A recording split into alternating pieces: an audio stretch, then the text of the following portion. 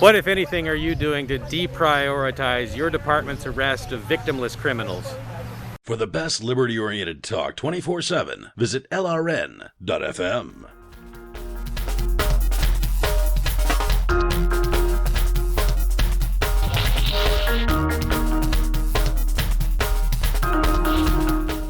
Chief, is that you? Hey, it's me. Question for you. Yes. Now that the rest of us are having to cut expenses, what are you guys at the police department doing to cut expenses?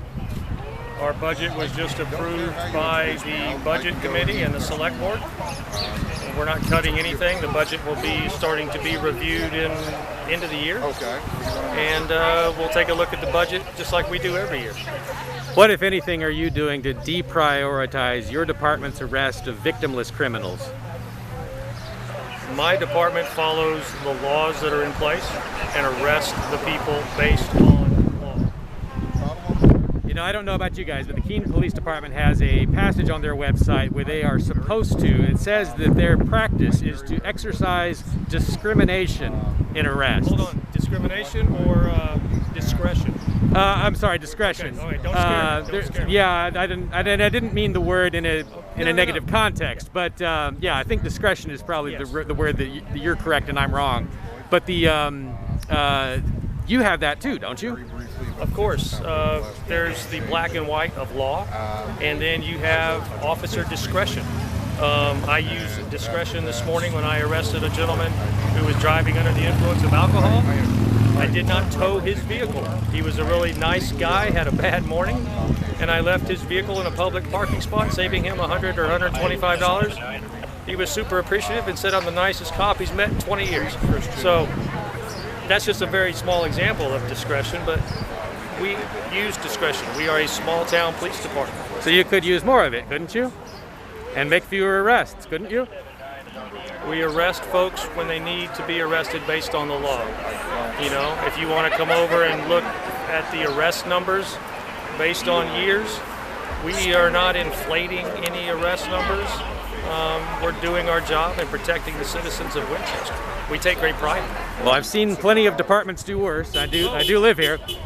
But there was on your Facebook page, you guys indicated that you made an arrest on a domestic violence case and withheld the name of the arrestee. To protect the victim, because that was a domestic violence case, and I'm 99% sure, I know this is being taped, but I'm really almost positive that was a juvenile victim, and we arrested, so we wanted to protect the identity of that juvenile victim. So we did not put their name, and if we had put the suspect's name on there, people could have put two and two together, and I didn't want that child being subjected to any undue scrutiny. To what extent is secrecy a slippery slope? I don't think we're secret. I think if you know anything about this police department and its history, since I've become chief about a year and a half ago, transparency is something I have preached. Transparency, if you have a question, a complaint, a concern, people know where I am, and I'm always have an open door.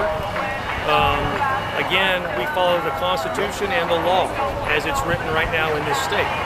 We're not going to hide things just because I feel like hiding things. That's not the way it works. All right, and speaking of transparency, I appreciate you exercising it right now. You're very welcome. Thanks, Chief. Hey, you're Take care. welcome. Thank you, man. Anytime you want to stop in, if you have questions.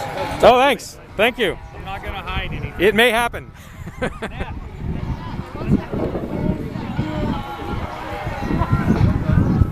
So I do want to clarify that the chief was invited to this demonstration. He's not here to ride herd.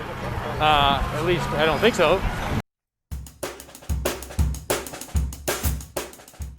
LRN programs is very nice.